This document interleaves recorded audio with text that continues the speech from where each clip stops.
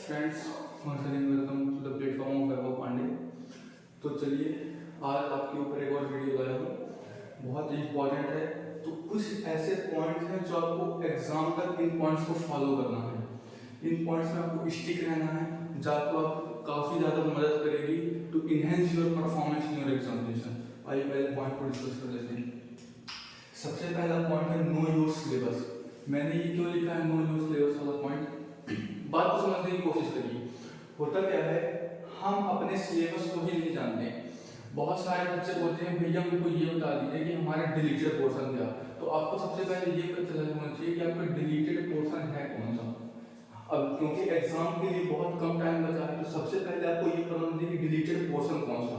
जब आपको ये मालूम हो जाएगा कि डिलीटेड पोर्शन कौन सा है, तो लास्ट टाइम में आपको डिलीटेड पोर्शन को नहीं पढ़ना। अभी तक आपने पढ़ा, well and good, but at the last time you don't have to go through your deleted portion.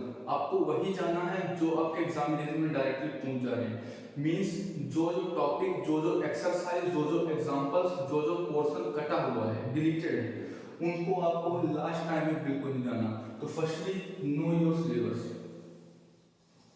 आप अपने सिलेबस को जानिए। आप अपने सिलेबस में देखिए डिलीटेड पोर्शन क्या है, उन डिलीटेड पोर्शन को हटाइए। जो टॉपिक्स आ रहे हैं उनको बार बार आप पढ़िए।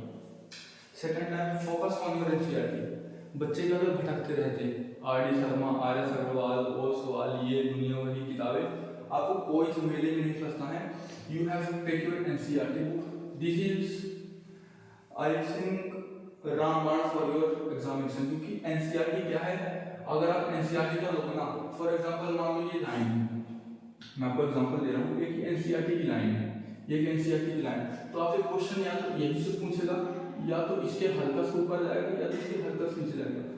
ऐसा नहीं हो सकता पेपर में कि एनसीईआरटी की टॉपिक्स पूछा और अनएक्सपेक्टेडली बहुत दूर चला जाए। तो टॉपिक्स में डेविएट करेगा तो हल्का, ज्यादा फुल नहीं, और जो आपके एनसीईआरटी से बेसिक्स कंसेप्ट हैं वो बिल्कुल क्लियर हो जाएंगे। तो मैं ये बोलूंगा stick on the NCERT text book. जितना ज्यादा एनसीईआरटी रीड करोगे उतनी ज्यादा आपके माइंड में क्लियरिटी आएगी how you have to deal the question in your our examination. Third point हम डिस्कस करने वाले हैं फिक्स योर टारगेट्स। भैया ये क्या है फिक्स योर टारगेट्स? कोई क्रिकेट मैच थोड़ी ना खेल रहे हैं कि हमको 300 रन का टारगेट है और हमको उतना चेस करना नहीं। अपन उसकी बात नहीं कर रहे हैं। टारगेट का मतलब ये होता है कि जैसे मान लो आपने इस हफ्ते कुछ टॉपिक्स को पढ़ा, फॉर एग्जांपल मंडे से लेके फ्राइडे तक में आपने बायो का लाइफ प्रोसेस पढ़ा। अब आपको ये चेक करना है क्या मैंने जो लाइफ प्रोसेस है उसको मैं कितना रिवाइज कर रहा हूँ, कितना क्विकली रिवाइज कर रहा हूँ, ताकि वो जो लाइफ प्रोसेस का पूरा चैप्टर है वो मेरे माइंड में एनालाइज हो जाए। यानी कि एक पिक्चर टाइप में बन जाए कि जब भी मेरे दिमाग में लाइफ प्रोसेस, तो मेरे पास लगातार वो टॉपिक्स मेरे माइंड में आते रहने चाहिए। तो इसको आपको सेट करना। फॉर एग्जाम्पल इस हफ्ते में बायो में 2 चैप्टर पढ़ूंगा, केमिस्ट्री के 2 चैप्टर पढ़ूंगा, मैथ्स के 3 चैप्टर पढ़ूंगा। अब जब तक मेरे ये टारगेट कंप्लीट नहीं हो जाते हैं, यानी कि मुझे एक हफ्ते में हर हाल में उन टारगेट्स को क्या करना है, अचीव करना। ये तो हो गए वीकली टारगेट्स के बाद डेली टारगेट। यानी कि मुझे आज केमिस्ट्री का जो है, अगर मैं उठा लेता हूँ chapter number 2 acid base and salt, तो आज मुझे पूरा जो है एसिड और बेस खत्म करना। कल से फिर सॉल्ट कर लूंगा खत्म। चैप्टर अगर मैंने उठा लिया, कोई सा चैप्टर आप उठा लीजिए, मान लो अगर मैं क्लास 12 की बात करूँ तो आपने कोई चैप्टर उठा लिया इंटीग्रेशन, तो आपको ऐसा होना चाहिए कि इंटीग्रेशन के मैं शुरू की जो 4 एक्सरसाइज है वहां तक मैं करूंगा, फिर बाद में पार्शियल इंटीग्रेशन करूंगा, फिर और जो जैसा। तो आपको अपने टारगेट्स को फिक्स करना है। उसके बाद रिवाइज और लर्न योर ओन नोट्स। अगर आपने लर्न हो रखे हैं पहले से, सबसे पहली बात है ये ओन नोट्स, इसको मैं थोड़ा हाईलाइट करना चाहूंगा। मैं गारंटी के साथ बोल सकता हूँ कि मोस्टली बच्चों के पास एग्जाम होने वाले हैं, उनके खुद के नोट्स ही नहीं होंगे। अब वो करेंगे क्या, या तो अपने टीचर्स को बोलेंगे कि भैया हमको नोट्स भेजिए, फिर सर हमको नोट्स पीडीएफ भेज दीजिए, या तो क्या करेंगे पूरी बुक पढ़ेंगे। यानी कि सबसे बड़ी गलती बच्चे क्या करते हैं कि अपना नोट्स ही नहीं बनाते। अगर वो ऑफलाइन पढ़ रहे हैं फिर स्कूल में पढ़ रहे हैं तो ठीक है नोट्स बनाए या बनाए, नहीं तो बातें करते रह गए। और अगर ऑनलाइन पढ़ रहे हैं तो एज अ पिक्चर की तरह वो लेक्चर्स को ट्रीट करते हैं। लेक्चर चल रहा है मतलब जैसे ही मैं आपके सामने कुछ पॉइंट डिस्कस कर रहा हूँ तो आपके पास नोटबुक होनी चाहिए, हाथ में पेन होनी चाहिए और सारे पॉइंट्स नोट करने चाहिए। इसी तरह लेक्चर होगा। अगर आपको मैं मान लो कोई टीचर आपको पढ़ा रहा है कोई सा भी एक चैप्टर, फॉर एग्जांपल क्लास 11 का कॉम्प्लेक्स नंबर चल रहा, तो अगर आपके कॉम्प्लेक्स नंबर लेक्चर में चल रहा है तो आपको नोट्स बनाते रहने हैं, और जब आप पूरे रिवाइज करोगे तो आपको उन्हीं नोट्स से रिवाइज करना, ना कि कोई दूसरी पीडीएफ से, या कोई फलाना इंस्टीट्यूट का या फिर और कोई कहीं का पीडीएफ निकाल और फिर उससे रिवाइज करो। That is the wrong way. Right way is that you have to revise through your notes. Okay, आते हैं ये भी एक इम्पोर्टेंट पॉइंट हो जाता है। क्यों इम्पोर्टेंट पॉइंट हो जाता है? आपने खुद ऑब्जर्व किया होगा, ये मैं अपने एक्सपीरियंस से बोल रहा हूँ, मोस्टली बच्चे, फिर सारे बच्चे, अगर आपको बोर्ड एग्जाम में परसेंटेज लाने हैं, मैं बोर्ड एग्जाम की बात कर रहा हूँ, कॉम्पिटिटिव एग्जाम की अभी बात नहीं हो रही है। कॉम्पिटिटिव एग्जाम की बात जब होगी तब अलग से करेंगे। अगर आपको स्कूल एग्जाम में फिर बोर्ड एग्जाम में मार्क्स लाने हैं तो आपको इस चीज़ों को समझना पड़ेगा कि जो आपके परसेंटेज बनने वाले हैं वो कोई एक सब्जेक्ट से नहीं बनने वाली। आपके जो परसेंटेज बनेंगे वो कंबाइन पांचों सब्जेक्ट्स या फिर जितने भी सब्जेक्ट्स आपको लगते हैं उन सब्जेक्ट्स को कंबाइन करके आपके परसेंटेज बनने वाले हैं। तो बच्चे क्या करेंगे, साल भर मैथ्स पढ़ेंगे, साल भर साइंस पढ़ेंगे। अब ये बताओ, क्या तुमने मैथ और साइंस पढ़ा, या फिर जो 11th 12th में तो मैथ्स पढ़ेंगे, फिजिक्स पढ़ेंगे, केमिस्ट्री पढ़ेंगे, क्या तुम्हारे पास हिंदी सब्जेक्ट नहीं है? क्या तुम्हारे पास इंग्लिश सब्जेक्ट नहीं है? क्या तुम्हारे पास सोशल सब्जेक्ट नहीं है? क्या तुम्हारे पास संस्कृत नहीं है ना ये सारे सब्जेक्ट्स? अगर मैं 11th की बात करूँ तो क्या तुम्हारे पास इंग्लिश नहीं है? क्या हिंदी नहीं है? क्या तुम्हारे पास फिजिकल एजुकेशन नहीं है? क्या तुम्हारे पास कंप्यूटर नहीं है? ये सारे सब्जेक्ट्स हैं ना।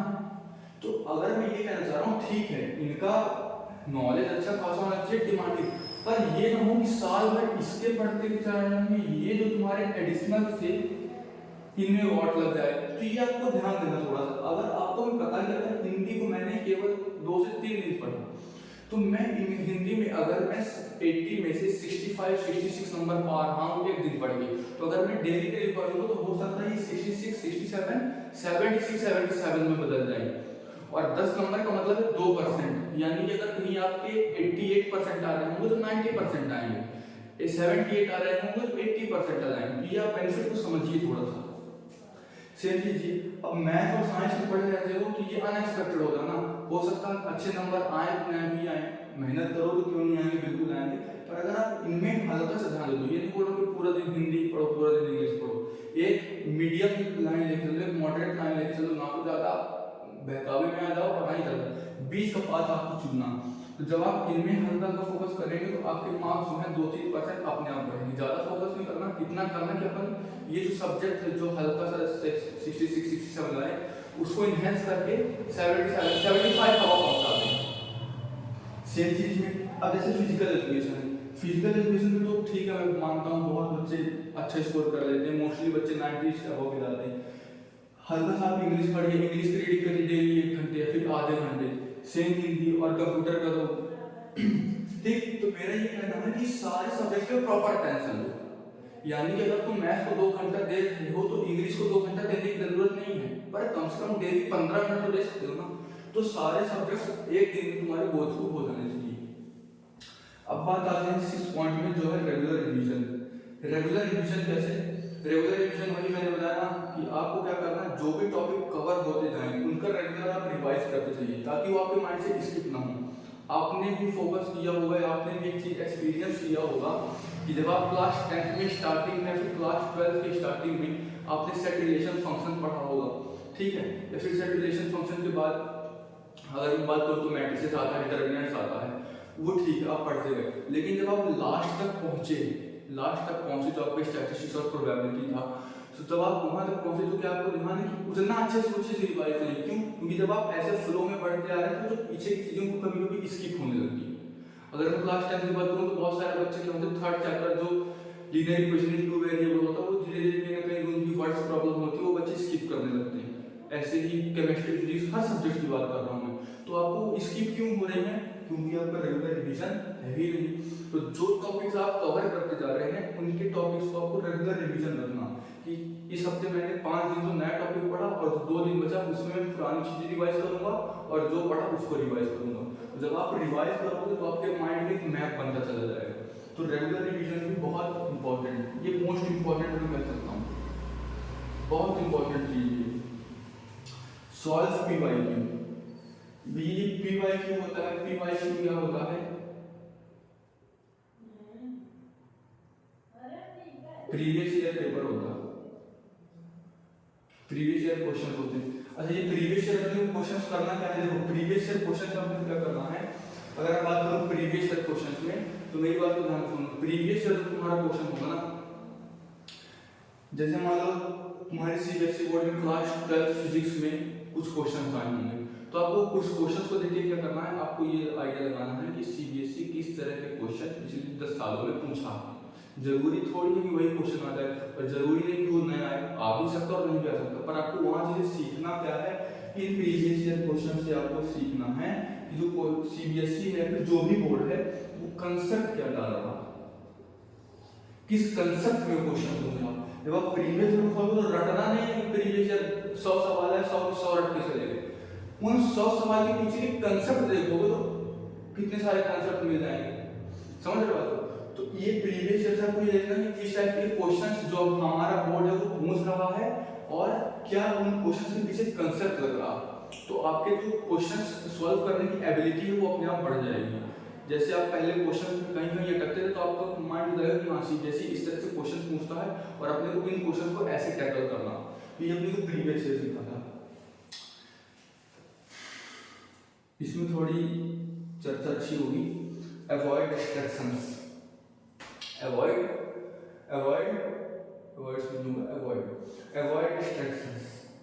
डिस्ट्रैक्शंस को कैसे अवॉइड करें।